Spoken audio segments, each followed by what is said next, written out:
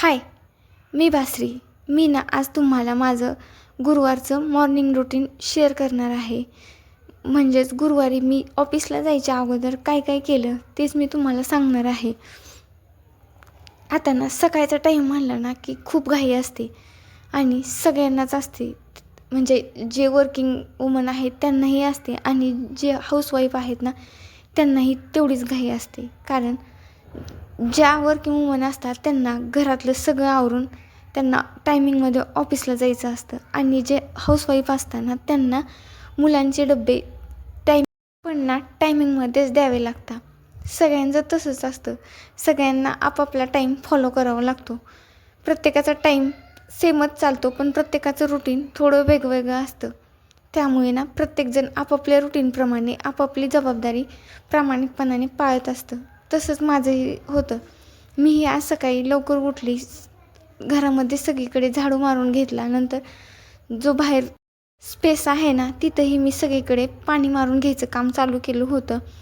आता पाणी सगळीकडे मारलं होतं पण ना पाणी जर मी सुकवत थांबली असती तर माझं पुढच्या कामाला मला थोडा लेट झाला असता. त्यामुळे म्हणलं की याला सुकेपर्यंत वाट न बघता मी ना हे पाणी काढून घ्यायचं काम चालू केलेलं. हे असं पाणी काढून घेतल्यास थोडं फास्टमध्ये सुकून जातं आणि मला ना मग रांगोळी काढता ते येईल म्हणून ना मी हे पटकन असंच आवरून घेतलं होतं.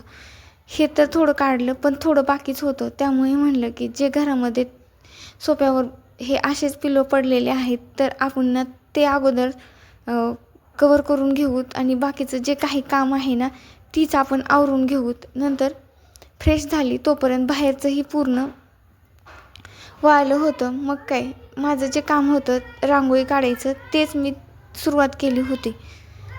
आता अंगणामध्ये मोठी अशी छान रांगोळी असेल तर प्रसन्नही वाटतं आणि छानही वाटतं.